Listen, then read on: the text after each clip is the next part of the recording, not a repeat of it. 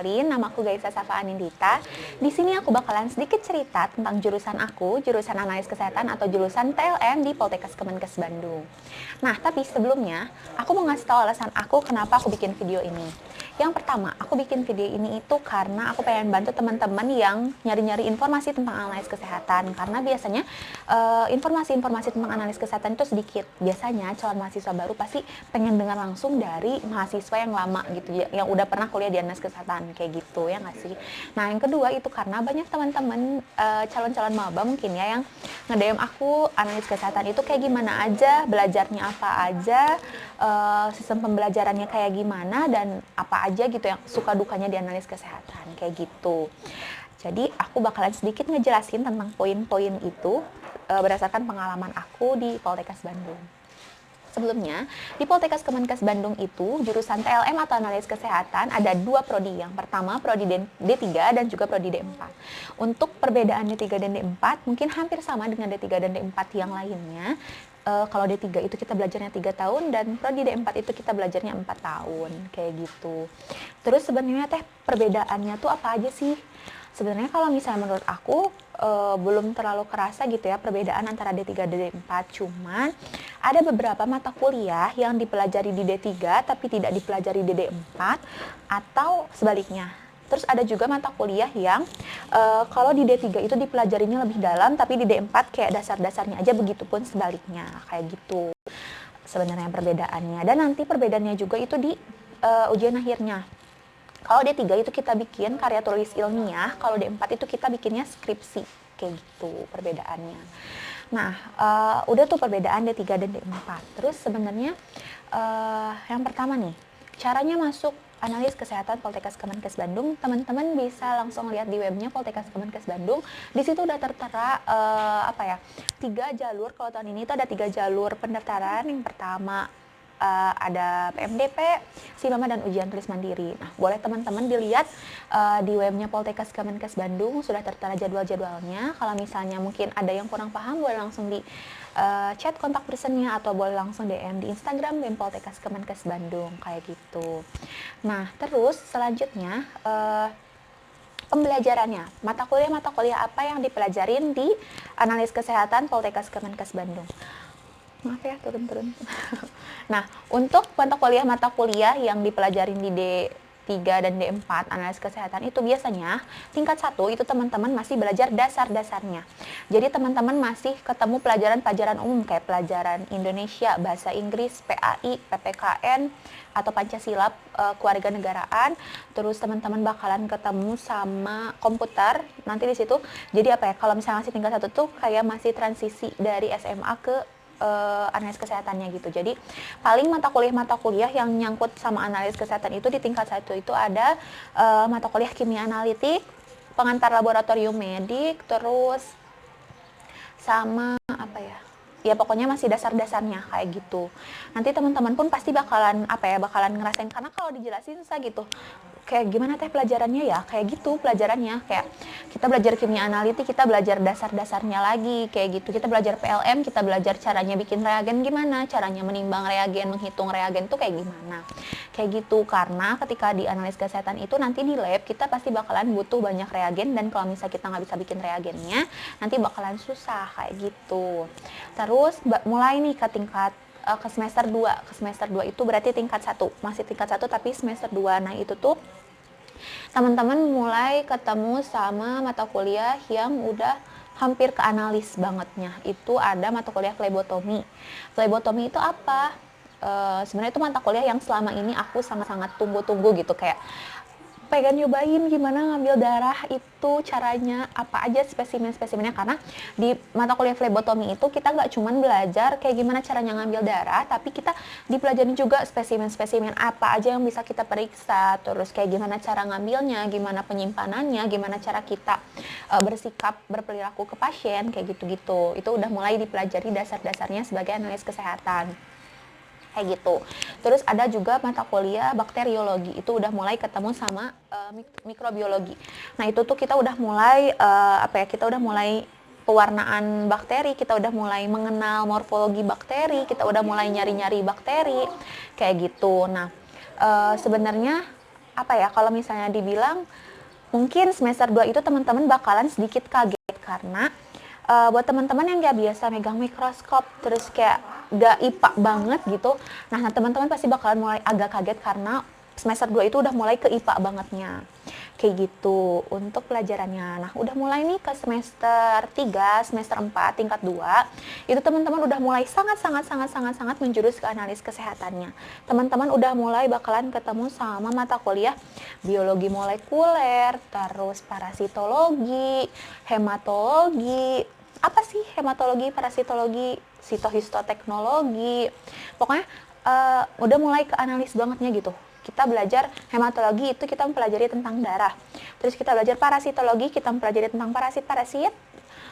Terus kita belajar sitohistoteknologi itu kita belajar mengenai jaringan sel, kita belajar mewarnai jaringan dan kita tahu jaringan yang apa ya, yang berbahaya atau yang udah rusak, ya pokoknya tentang jaringan dan sel aja sih, sitohistoteknologi. Terus kita belajar juga kimia klinik, itu mempelajari tentang urinalisis, tentang urin dan pokoknya kayak gitu deh, udah mulai menjurus ke semester 5, semester 6, nanti di tingkat 3 itu mulai banget mempelajari tentang yang didalemin itu tuh, yang beberapa mata kuliah itu didalemin, terus udah mulai penyusunan KTI kayak gitu-gitu deh pokoknya. Kalau D3, kalau D4 masih 1 tahun lagi baru skripsi. Nah, kayak gitu untuk pelajaran-pelajarannya.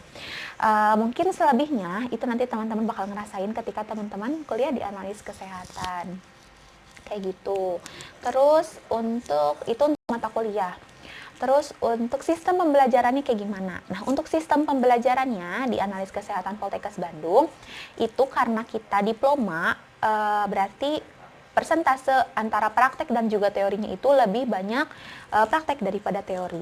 Misal, sebenarnya ketika awal aku masuk itu aku bukan nggak percaya, cuman kayak masa sih gimana ya praktek terus kayak gitu-gitu deh. Cuman ketika dilaksanain nih teman-teman, jadi misal aku kasih gambaran perharinya nih ya, misalnya kita belajar di analis kesehatan itu dari hari Senin sampai hari Jumat, full udah ada jadwal. Jadi nggak kayak universitas-universitas lain yang misalnya jadwal hari Senin cuma jam 11 atau kayak gimana gitu.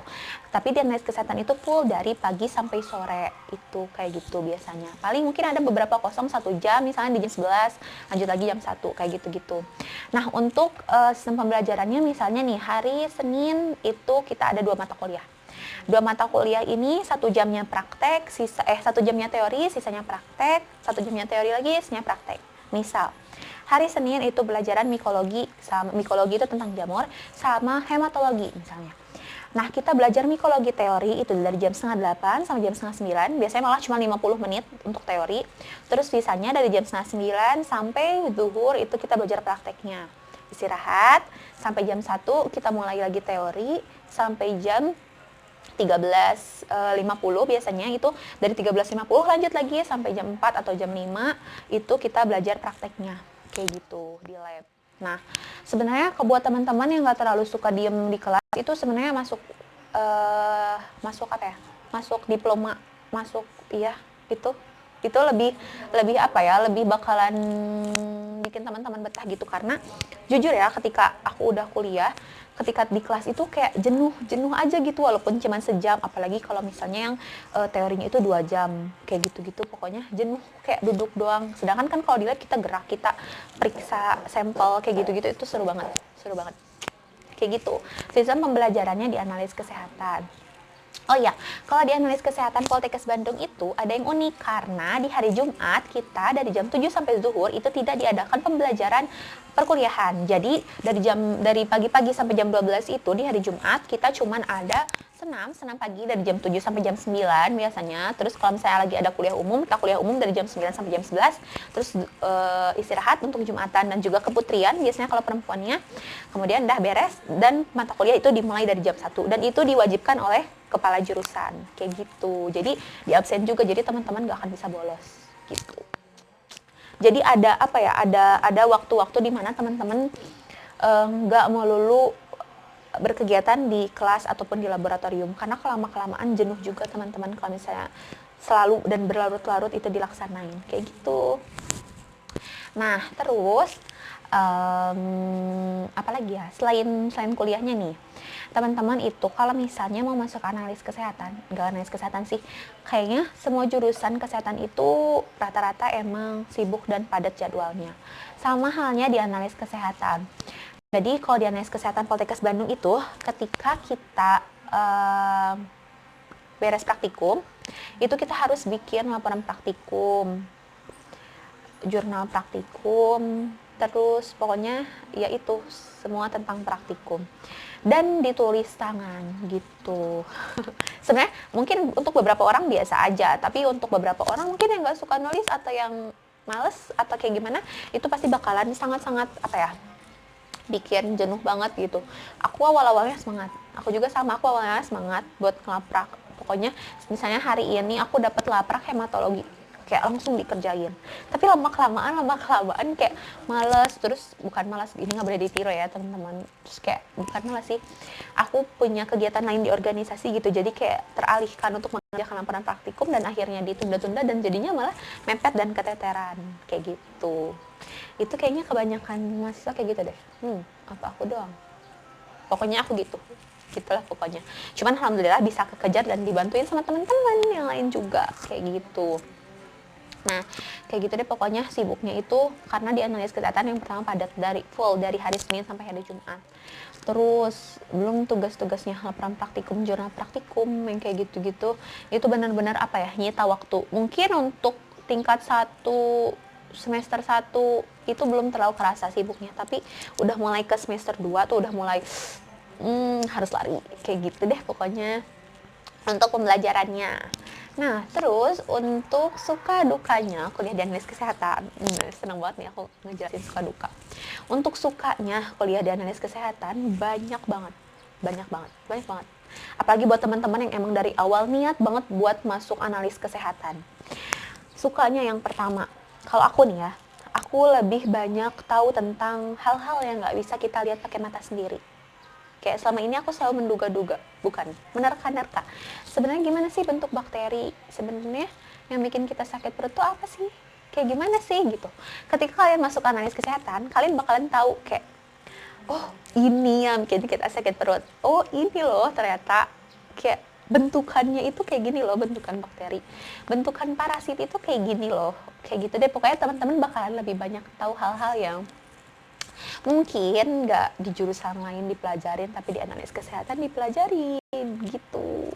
Pokoknya seru banget kalau misalnya boleh dibilang. Terus yang kedua, di analis kesehatan itu kekeluargaannya kompak banget, apa ya, erat banget. Kita nggak akan ngerasa sendiri, percaya deh. Di analis kesehatan itu teman-teman nggak akan ngerasa sendiri. Teman-teman punya teman-teman satu angkatan yang bakalan sangat-sangat support, apalagi teman-teman kelas, terus teman-teman bakalan punya kakak tingkat yang apa ya, yang sangat-sangat peduli kalau menurut aku. Jadi kayak apa ya, baik deh pokoknya. Karena di analis kesehatan itu diterapkan 15S. Apa aja nanti kalau masuk analis kesehatan pasti teman-teman tahu 15S itu apa. Kayak gitu, dan itu benar-benar harus diterapin ke seluruh sivitas akademika, ke teman-teman kampus, ke pedagang yang di depan kampus, bahkan kayak gitu. Nah, terus apalagi ya sukanya?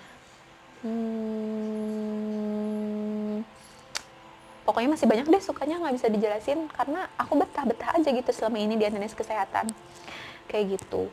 Terus dukanya di analis kesehatan sebenarnya bukan duka sih ya, cuman kayak lebih ke hal-hal yang bikin aku jenuh di analis kesehatan itu karena yang pertama kayak kita selalu apa ya, kita mengerjakan hal yang itu aja. Jadi kayak dari hari Senin sampai hari Jumat, Sabtu Minggu libur buat teman-teman yang nggak ada kegiatan, tapi buat teman-teman yang ada kegiatan mungkin kepake tuh si Sabtu Minggunya di kampus. Terus Senin sampai Jumatnya ketemu lagi yang kayak gitu lagi, dan itu terus kayak gitu. Itu yang bikin jenuh sebenarnya. Dan belum lagi tugas-tugas praktikumnya, terus belum lagi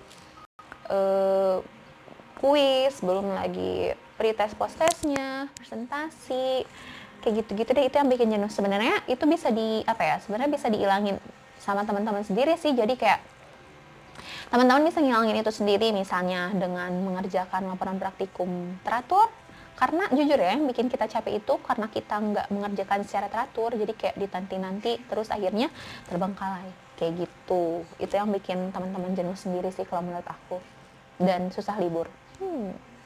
Jadi gimana ya, bukan susah libur sih sebenarnya, tapi kayak apa ya namanya, waktu kalian tuh tersita gitu dari hari Senin sampai hari Jumat, itu benar-benar full harus di kampus. Bisa sih 1 minggunya, ya itu mah gimana teman-teman sendiri sih. Bisa jadi yang menurut aku duka, menurut orang lain suka, menurut aku suka, menurut orang lain duka gitu. Dan satu lagi yang bikin aku suka banget kuliah di analis kesehatan adalah aku selalu motivasi aku diri sendiri. Maksudnya ketika aku jenuh nih, aku selalu memotivasi aku dan selalu mengingatkan, kayak apa ya, kayak aku ngingetin diri aku sendiri kalau ntar kamu lulus bakalan jadi abdi kesehatan, kamu bakalan berguna buat orang banyak kalau misalnya kamu kuliahnya benar. Kalau misalnya kamu kuliahnya nggak benar, berarti ketika kamu lulus kamu bakalan susah buat berguna buat orang banyaknya gitu. Jadi itu yang apa ya, yang benar-benar motivasi aku buat survive, buat terus betah dan terus belajar di analis kesehatan kayak gitu. Walaupun aku nggak pintar-pintar banget teman-teman, aku juga untungnya aku punya teman-teman yang sangat-sangat amat amat baik, pokoknya baik-baik banget teman-teman aku di kelas, teman-teman satu angkatan aku, pokoknya sangat-sangat membantu deh kayak gitu buat suka duka kuliah di analis kesehatan. Untuk prospek kerja nih, prospek kerja sebenarnya aku pun masih dapat cerita aja gitu ya, kayak ngelihat kating-kating aku, terus diceritain sama kating-kating aku karena aku belum lulus gitu. Nah, untuk prospek kerjanya kebanyakan itu teman-teman dari analis kesehatan itu, kakak tingkat aku yang udah lulus, itu kerjanya di rumah sakit, terus di perusahaan BUMN atau kayak misalnya di Bio Farma. Tapi nggak melulu ya teman-teman, nggak melulu kerja sebagai analis lagi. Ada yang jadi pengusaha alat-alat lab, reagen lab. Pokoknya sebenarnya bisa di BPOM juga, di lab kesda, di puskesmas, dinas kesehatan. Pokoknya apa ya, kalau misalnya buat ditanya prospek kerjanya analis itu sebenarnya luas dan masih banyak dibutuhkan. Ingat, masih banyak dibutuhkan. Salah satu motivasi aku waktu itu buat kuliah di analis kesehatan adalah karena petugas-petugas lab atau analis kesehatan ini masih sangat-sangat dibutuhkan di kalangan masyarakat kayak gitu. Jadi jangan takut buat nganggur, jangan takut buat nggak kerja, karena insya Allah peluang kerjanya banyak. Dan semua balik lagi ke diri teman-teman masing-masing nih. Kalau misalnya dan aku, kalau misalnya attitude kita baik, pelajarannya pun kita baik, insya Allah rezeki akan mengikuti. Dan jangan lupa berdoa. Gitu paling sedikit cerita dari aku tentang analis kesehatan kayak gitu. Mungkin teman-teman yang punya kating-kating di analis kesehatan lain boleh ditanya-tanya secara langsung, atau misalnya mau kepoin Instagramnya HMTLM, itu Instagramnya nanti aku cantumin. Oke, HMTLM di bawah, di mana ya, pokoknya nanti aku cantumin. Oke. Buat teman-teman yang masih ngerasa kurang, boleh langsung di DM atau di komen atau kayak gimana pun boleh. Bantu share juga ke teman-temannya yang mau masuk analis kesehatan, yang pengen tahu menganalisis kesehatan itu sebenarnya apa gitu. Oke?